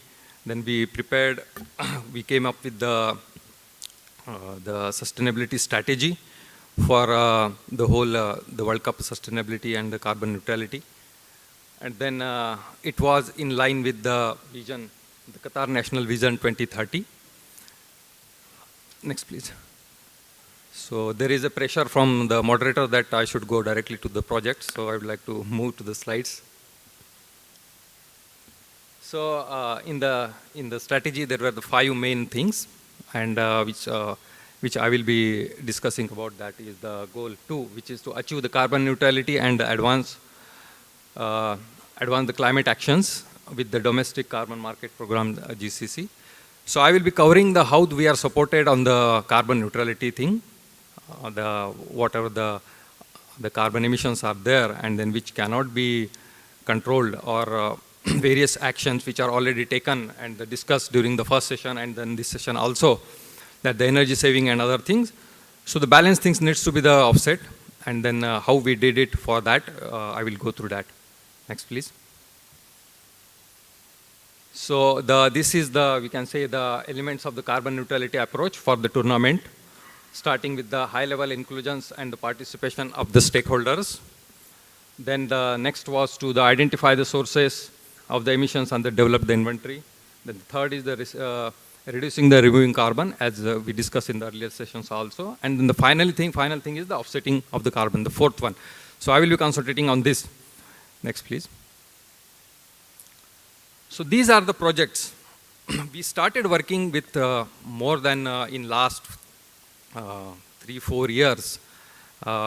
We worked on more than 25 projects, and then settled down with the 10 projects which are really going to supply the carbon credits for the carbon neutrality of the World Cup.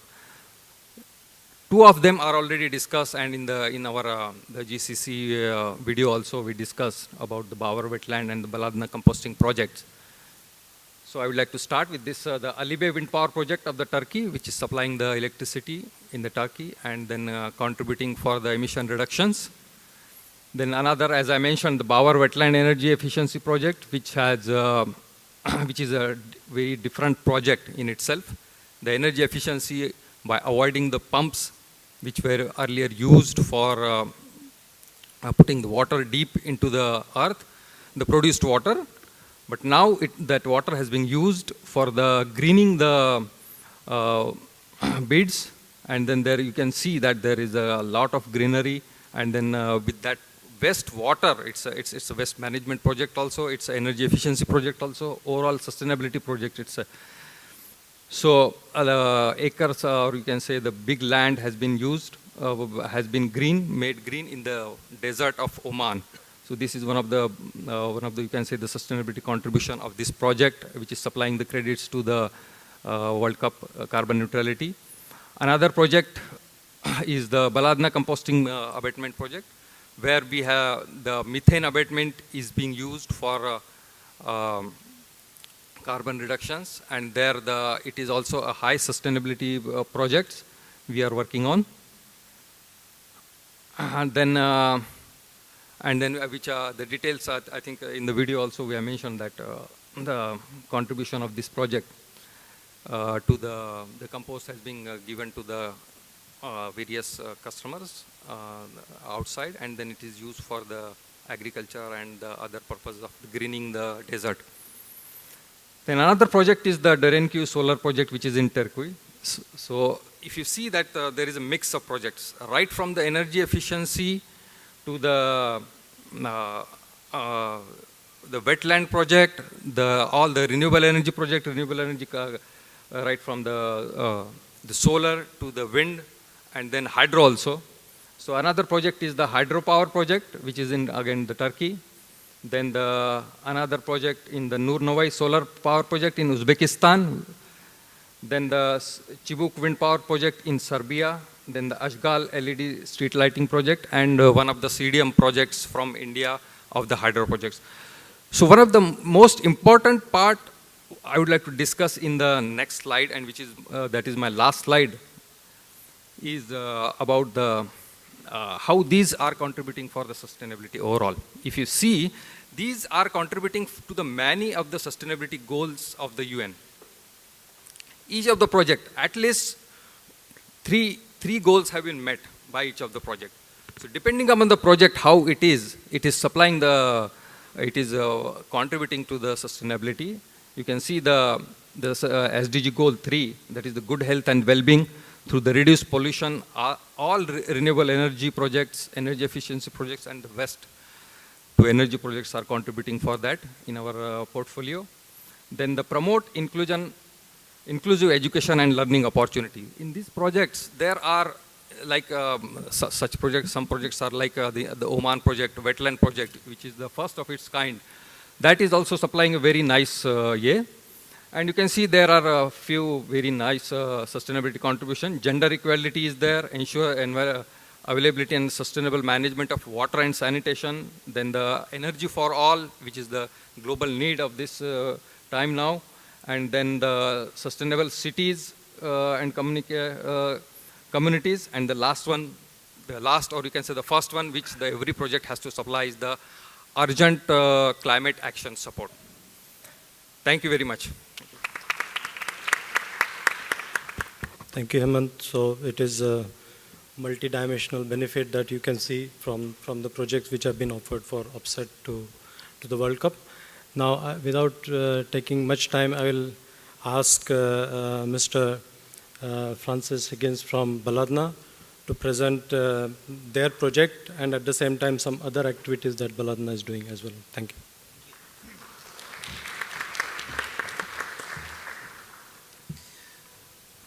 Morning, everybody. Yeah, I'm thrilled to be here today to give you an example of how we've contributed to the carbon neutrality of this successful World Cup, and to talk to you as well about Baladna and its creation of a legacy for sustainable food security. So, if you're not familiar with the Baladna story, I'm sure most of you are, please allow me just to tell it to you. You know, it's a story for me that never gets old, so please indulge me. 2017, shelves emptied overnight. There was no milk, dairy in the country. Qatar back then was 97% import dependent on its neighbors. So when those borders closed, there was no milk. Qatar had to fly the milk in from Turkey and Iran. So, in just 3 months, Baladna stepped up to the challenge, and we constructed a dairy plant that was able to hold and house 4,000 cows. During that 3 months, we triumphed over adversity. We flew in 4,000 animals, and during that time, we were 30% self-sufficient for Qatar's fresh milk demand. You know what they say, if you can dream it, you can achieve it. And it's not just self-sufficiency that's made Baladna popular. In only a few years, Baladna has become a market leader. And against all the odds, we've gone from strength to strength. Baladna now supplies 70% of Qatar's dairy demand. And I believe a key factor in this is Baladna's focus on sustainability. Since its inception, Baladna has been committed to enhancing not only Qatar's food security, but also sustainable innovation. And it's through that we've worked with our partners, Global Carbon Council, GORD, and we've been able to tap into carbon credits. We're the first company in Qatar to do this. And that's a really proud moment for us and a proud moment for the country. It's helped Baladna reduce its carbon footprint, but it also allows businesses seeking to offset their harmful emissions to purchase these approved carbon credits that have an amazing story. We turn solid waste into compost. We separate the water from the solids, and we put this into rows. I'll go back, sorry, into rows where it's dried, it's sprayed with water, it's turned, and then it's sold to local farmers and date farms to produce food in Qatar. It's a circular approach, if you like. And it's a great example of sustainable innovation. Another one is treating wastewater. I made a great effort to put the Sustainable Development Goals on the slides, but you can't see them down at the bottom. Anyway, another example of sustainable innovation that we've pioneered at Baladna is treating wastewater. This has allowed us to reduce our wastewater by 50%, reduce our water consumption by 50%, and this contributes to about 18% of year-on-year growth of treated wastewater in agriculture. We reuse this back on the farm. We use it to soak the cows in the hot months. We use it for flushing, and we use it on our trees and our plants to keep them hydrated. And one of the other sustainable examples of innovation is we've partnered again with our friends here at GORD to develop the novel cooling technology that Dr. Youssef mentioned in his opening speech for animal barns. And this will be an inspiration to other agricultural producers using live animals in other countries to use this energy efficient cooling technology. Ah, yes, this one here. Thanks, Dr. Youssef. We're going to be using this in animal barns to reduce energy efficiency, to reduce energy and water. So yes, these are examples of Baladna pursuing sustainable innovation. Our global dairy demand is expected to increase by 2% year on year up to 2030. So it's only through fully integrated dairy farms such as Baladna's that we can actually satisfy that demand. But we do that while also mitigating environmental impact of the industry. Adopting sustainable innovation into our business practices not only ensures economic efficiency, it also guarantees food security for Qatar and beyond. Thank you very much.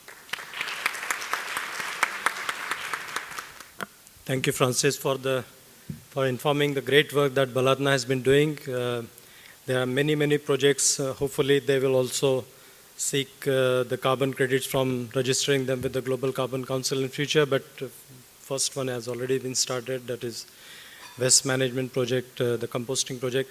So, as you can see, that the seed grown by GORD and Supreme Committee in 2016 has really grown out to be a full tree that is called Global Carbon Council.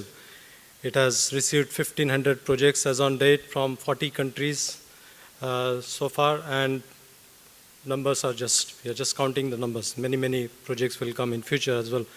So now I invite Mr. Amit Thusu, who is the Senior Director at Global Carbon Council, to present what the Global Carbon Council program is. And thank you, Kishore, and good morning to all of you.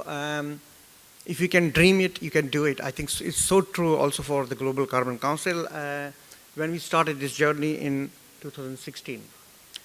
So the Global Carbon Council program is the first international voluntary carbon market and sustainable development program in the Middle East, but also in the global South. So there are about 8 programs, similar programs in the world as of now.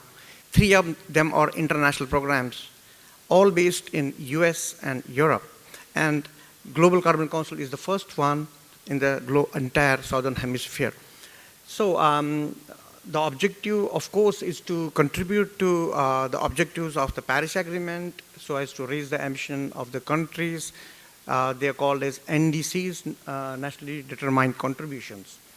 So, so you can see from the picture 1,450 projects from all over the world. I think this is the legacy that has actually been set by the Global Carbon Council. Yes, it started with Supreme Committee going ahead and trying to, have the carbon neutral World Cup, but it also ended up with allowing stakeholders from all over the world, around more than 45 countries, to take action on this important area of climate change. So what actually the Global Carbon Council is? It is an economic instrument that provides climate finance to those organizations that set up projects that reduce greenhouse gases. So you can see there are 4 objectives in this: to reduce greenhouse gases and ensure that while you do so, you do not cause any net harm to the environment and to society. but also to demonstrate contribution to United Nations Sustainable Development Goals and to achieve the objectives of the QSTP. So QSTP is a scheme from ICAO, is a UN agency to offset and to make the climate, the international aviation completely carbon neutral. So there are 5 certifications for this. You can't see them, but I think one of them is the ACC label, which reflects the reduction of 1 ton of greenhouse gas. And then there are E+ label, S+ label, and QSTP label, and also SDG labels. So they also reflect the outcomes that have been reflected earlier in those 4 outcomes. The Global Carbon Council has been accredited by the ICAO for the QSTP scheme, and also for ICROA, is an international carbon offset reduction alliance.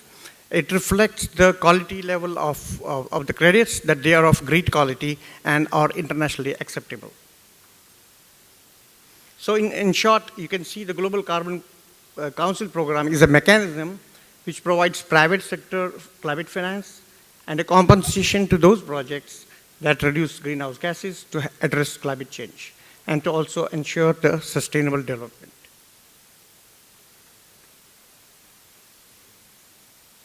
So 1,450 projects from 45 countries, which will reduce about 2 billion tons of greenhouse gases over 10 years. And you can see the projects coming from all over the world, from different regions, including MENA region, but also from Africa, Eastern Europe, Latin America, Caribbean, and so on and so forth.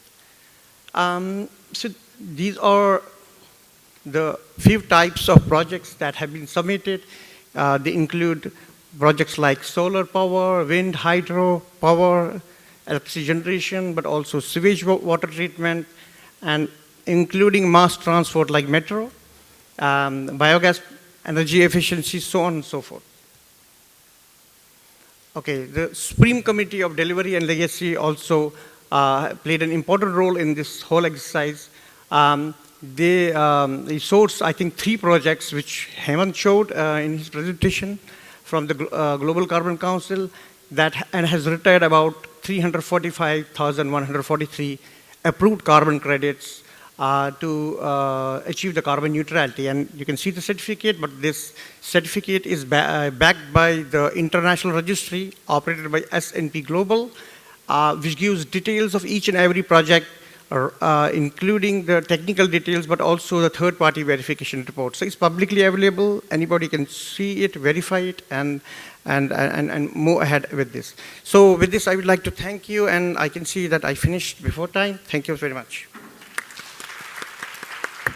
Thank you, Amit. I would like to add that 343,000 odd number is just the beginning. There are many more to come, and they will end up about 1.5 million credits which will be issued or retired against for the carbon neutrality of the World Cup. So we are in the last session, last presentation that is from me, and it is about the legacy aspect of the offsetting scheme. So GCC has always been seen as a legacy of the World Cup, and it has been the integral part of the 22 game plan, I would say. Basically, I will have to tilt a bit myself. So the 22 legacy has been the integral part of Supreme Committee, and one of the important aspect of that was enhancing climate action, not only in the region, but also around the world. The historic and current regional distribution in the MENA region as far as the climate mitigation is concerned, if you can see that 6 Middle East countries are among the most carbon-intensive countries in the world. Despite that, it has only 17 GHG mitigation projects registered under the UNFCCC's Clean Development Mechanism over 20 years' time. Clean Development Mechanism of UNFCCC is the largest carbon market in the world, and only 17 projects from the region. Voluntary carbon market in this region was ideal, and it was perceived long time back that yes, we should have on-ground support, hand-holding to be able to run the mitigation regime successfully with a contribution of carbon markets. So it was an ideal for on-ground support and to build up the capacity of the stakeholders to catalyze climate action. As on date, tens of projects from the Middle East, 6 countries, and hundreds of projects are coming from the MENA region, which have been submitted to GCC to catalyze climate action on the ground and to receive, and the carbon finance received from the GCC, selling the carbon credit is supporting them to happen. So this part was already presented by Amit, but just to highlight that from MENA region, these countries, Qatar, Oman, Saudi Arabia, Egypt, Jordan, UAE, Morocco, Palestine, and we are just counting the numbers. Many more are joining the bandwagon to support the projects to GCC. This is some of the very, I would say, innovative work which is happening under GCC. I just wanted to say that this is the part of the legacy again, is carbon capture and storage, carbon capture and utilization, direct air capture is an area which GCC is working on right now. We are developing a baseline and monitoring methodology to catalyze, to encourage the projects in this part of the world, not only in this part of the world, but several US and European companies and Southeast Asian companies have contacted GCC to have a standard to set up these projects. Nature-based solutions, smart agriculture, soil carbon, afforestation, reforestation is already under progress. Grid-connected battery storage methodology, which is one of the biggest sectoral area for bringing the world's carbon footprint down. We are working on this methodology with the World Bank, with the contribution of the World Bank as well. GCC methodology on renewable energy-based desalination plant and desalinated water saving projects. Now this methodology has been released, and all the desalination plant in this region can actually submit the projects to us, claiming the carbon credit for those if they desalinate the water using renewable energy, or if the communities save the desalinated water, they can actually claim carbon credits. GCC methodology for scaling up the energy efficient building and neighborhoods, and so on and so forth. Green hydrogen, electrical vehicles, HFC refrigerant switch, and many other areas we are working on. We are also planning to come with GCC carbon finance facility. We are playing big role in the meta registry to avoid double accounting emissions under the Paris Agreement. We are taking part into the World Bank Climate Action Data Trust to also avoid the issue of double accounting under Paris Agreement. And then this is my last slide, and that is about how the scale up of climate action and engagement for implementation of Paris Agreement is happening under the Global Carbon Council. We are now, the countries are participating with GCC. Recently, Singapore has recognized GCC as one of the foremost programs whose carbon credit can be used towards the carbon tax compensation of Singapore. We are connecting to national and private exchanges. Right now, we are talking to Saudi Arabia, India, Egypt. Egypt, we already signed CBL, is one of the private sector exchange, carbon exchange we are connected to.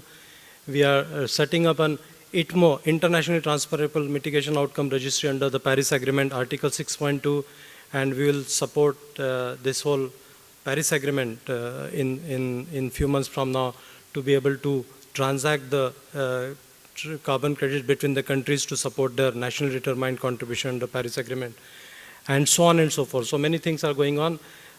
We would like to be nations' preferred schemes, and we are talking to several countries like South Africa and Seychelles and many other things. And yes, of course, we plan to link our registry with the national databases on Article 6 under Paris Agreement as well. So this is the kind of legacy which I wanted to present in, which has been started 6 years back when this seed was sown, and now it is really blooming to be a big tree. So thank you very much on this. So with this, we come to last part of our session, and that is a question to the panelists. And I want to ask them that the carbon neutrality of the big event like FIFA World Cup, can it help generations for a net zero world? And because we know the net zero world is a next big dream that the world is dreaming. We need to be carbon neutral by 2050. So how do you think that such role model can really encourage the communities for the net zero world? So maybe I start with Orion and then, yeah. Yeah, all right, thank you. You know, sports has a pretty interesting relationship with climate and sustainability in general. I mean, we have all the tournaments and people that are wanting to come to the events and people who are practicing, emitting a lot of carbon, traveling, equipment, facilities, etc. So sports and as an industry has a responsibility to reduce, mitigate and offset those emissions. And then sport is also vulnerable to climate change. If you think about outdoor sports, think about all the winter sports. Are we going to be able to have Winter Olympics in 20, 30, 50 years? Thinking about sports that are outdoors and hot, it's going to be hotter. We had the bushfires in the Australian Open tennis. The thing had to be cancelled. We're also having, marathons. How are we going to run them? Where can we have the events? Can we transport it around given the climate change? And then I think as a third, sports and certain sports personality are some of the most followed people in the world. And they have a massive potential to influence people. I mean, the coverage that we got for the World Cup was intense. And if we can push encourage someone to take some sustainability measures through watching sports and following their leaders, who are the sports personalities, if they can push people to change their behaviors in everyday life, this is a massive opportunity that I think sports and sports personalities really should and could capitalize and really push towards that net zero world. Finally, I just wanted to reflect looking at all the great presentations that's been this morning and also yours now, Kishore, which is extremely technical and very complicated.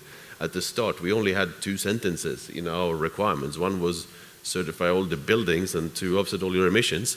And then 2 sentences can lead to a humongous program like this, right? So be careful what you write in your programs, I guess.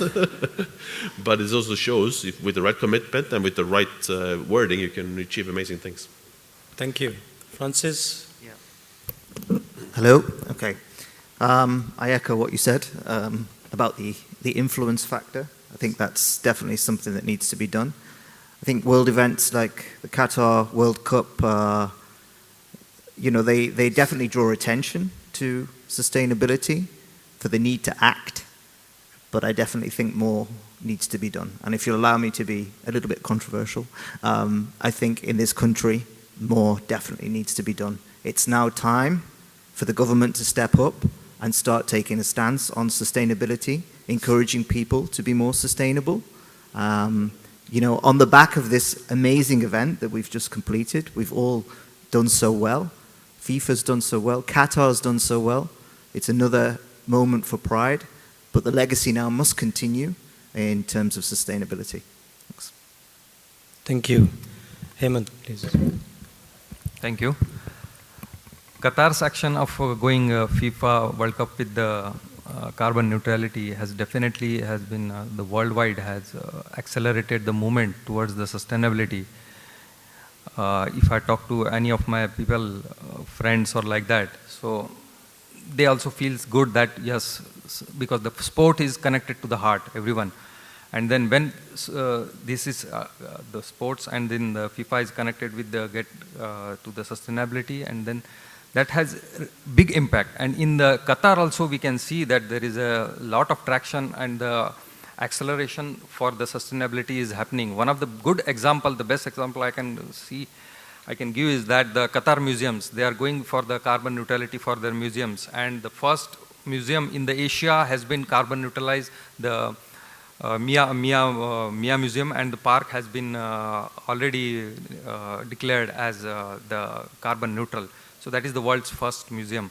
So there are multiple things which in the business community and the society is also happening, and then they are coming up with us also, and they are discussing with you also regarding the carbon neutrality. It has, right from the individual person to the organization, it has created a lot of impact.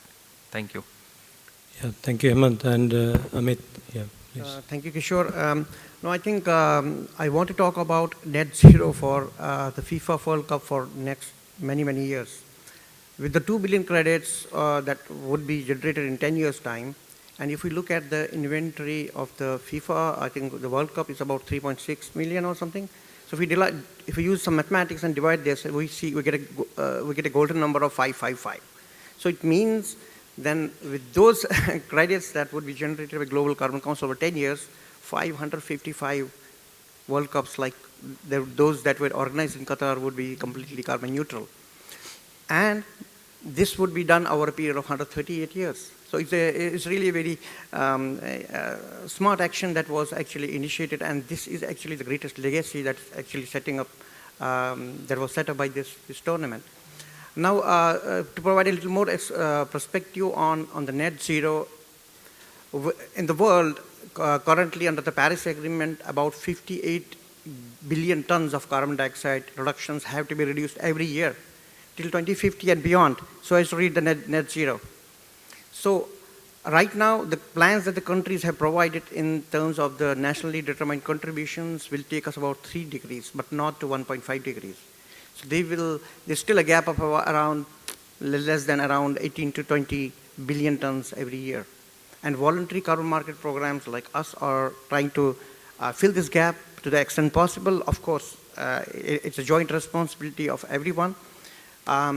We are trying to contribute about 2 billion, as they say, reductions over 10 years, but I think we're expecting a lot of projects to come, and that should also. But I think a lot of other actors have to also play a similar role to reach to the goal of net zero. Thank you. Thank you, all panelists. So the Sustainable and Carbon Neutral World Cup was a big step for Qatar, but small step for the world, but every small step counts for a 1,000-mile journey. So with that, I would say thank you very much for your participation, and thank you all speakers for this great event what we had, and let us celebrate this moment. Thank you very much.